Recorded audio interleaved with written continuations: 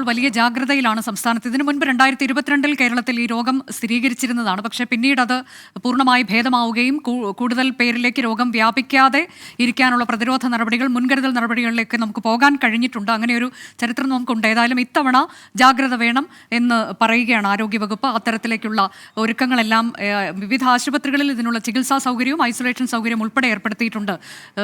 ഇത് പടരാനുള്ള സാധ്യത ഉള്ളതുകൊണ്ട് തന്നെയാണ് മുൻകരുതൽ പാലിക്കണമെന്നത് ആരോഗ്യവകുപ്പ് പറയുന്നത്. ദീപക് ധർമ്മടം തുടരുന്നുണ്ട്. ദീപക്, ഇതിൽ നേരത്തെ തന്നെ ലോകാരോഗ്യ സംഘടനയുടെ മുന്നറിയിപ്പ് ഉണ്ടായിരുന്നു. അതനുസരിച്ച് കഴിഞ്ഞ മാസം തന്നെ SOP പുറപ്പെടുവിക്കുകയും അതിനനുസരിച്ചുള്ള സൗകര്യങ്ങളൊക്കെ ഏർപ്പാടാക്കുകയും അങ്ങനെ നേരത്തെ തന്നെ നമ്മൾ ഈ പ്രതിരോധ സംവിധാനത്തിലേക്ക് കടന്നിട്ടുണ്ട് എന്നാണ് മനസ്സിലാക്കുന്നത്.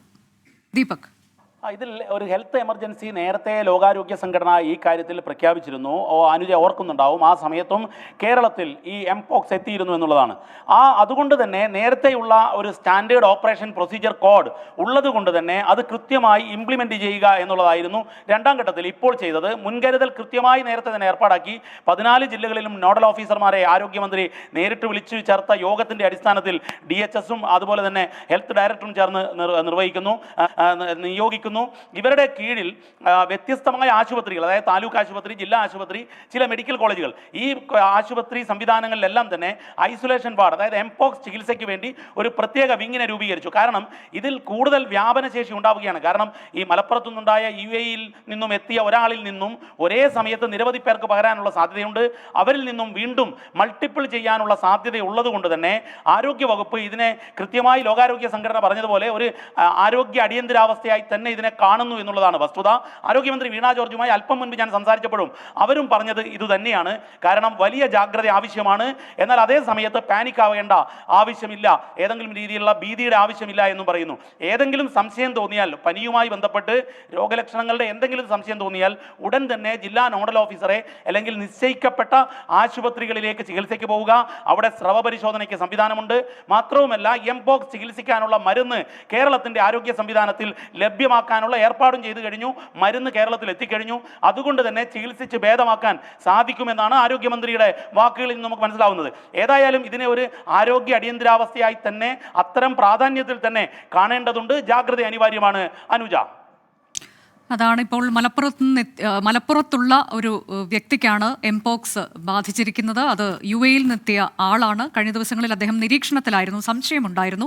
ഇപ്പോൾ അത് സ്ഥിരീകരിച്ചിരിക്കുന്നു. ആരോഗ്യമന്ത്രി അല്പസമയം മുൻപ് 24-നോട് സ്ഥിരീകരിച്ചുകൊണ്ട് പറഞ്ഞത് മുൻകരുതൽ വേണം എന്നുള്ളതാണ്. വിവിധ ആശുപത്രികളിൽ ചികിത്സാ ഐസൊലേഷൻ സൗകര്യങ്ങൾ ഏർപ്പെടുത്തിയിട്ടുണ്ട്.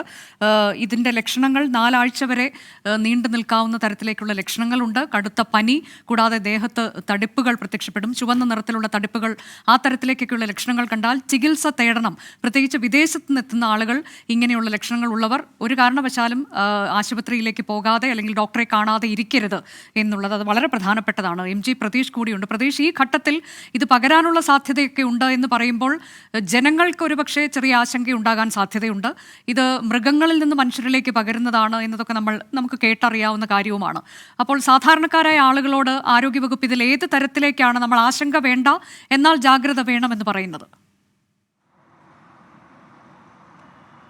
അനുജ, തീർച്ചയായും. കാരണം അനുജ സൂചിപ്പിച്ചതുപോലെ തന്നെ ആശങ്ക വേണ്ട, ജാഗ്രത മതി എന്ന് തന്നെയാണ് ആരോഗ്യവകുപ്പ് ഇപ്പോഴും ആവർത്തിക്കുന്ന കാര്യം. കാരണം ഈ മരണ നിരക്ക് വളരെ കുറവാണ് എംപോക്സിൻ്റെ കാര്യത്തിൽ. പക്ഷേ ആരോഗ്യവകുപ്പ് ഈ ജാഗ്രത വേണമെന്ന് പറയുന്ന കാര്യം രോഗവ്യാപനത്തിൻ്റെ തോത് വളരെ അധികമാണ്. അതുകൊണ്ടാണ് ഈ കൂടുതൽ ആളുകളിലേക്ക് രോഗം എത്താതിരിക്കാനുള്ള ജാഗ്രതാ നിർദ്ദേശമാണ് നിലവിൽ ആരോഗ്യവകുപ്പ് പുറപ്പെടുവിച്ചിരിക്കുന്നത്. 2022 ജൂലൈ 14-നായിരുന്നു ആദ്യമായി കേരളത്തിൽ എംപോക്സ് സ്ഥിരീകരിക്കുന്നത്. അന്ന് ഒരാൾക്ക് രോഗം സ്ഥിരീകരിച്ചു. 2 ആഴ്ച കൊണ്ട് തന്നെ രോഗം ഭേദമാകുകയും ചെയ്തു. അതുകൊണ്ട് ആരിലേക്കും രോഗം പടരാതിരിക്കാനും അത് നല്ല മികച്ച രീതിയിൽ പ്രതിരോധ പ്രവർത്തനങ്ങൾ നടത്താനും ആരോഗ്യവകുപ്പിന് കഴിഞ്ഞിട്ടുണ്ട്. അതുകൊണ്ട് തന്നെ നിലവിൽ കൃത്യമായൊരു പ്രോട്ടോകോൾ ആരോഗ്യവകുപ്പ് പിന്തുടരുന്നുണ്ട്. അതിനനുസരിച്ച് തന്നെയുള്ള പ്രവർത്തനങ്ങൾ നേരത്തെ തന്നെ ആരോഗ്യവകുപ്പ് ചെയ്തിട്ടുമുണ്ട്. അതുകൊണ്ട് തന്നെ മറ്റൊരാളിലേക്കും രോഗം പടരാനുള്ള സാധ്യത ഇല്ല എന്നുള്ളൊരു പ്രാഥമിക നിഗമനം തന്നെയാണ് ആരോഗ്യവകുപ്പ് അറിയിക്കുന്ന കാര്യം. പക്ഷേ ഏറ്റവും പ്രധാനപ്പെട്ട കാര്യം, പുറത്തുനിന്ന് മറ്റ് രാജ്യങ്ങളിൽ നിന്ന് കേരളത്തിലേക്ക്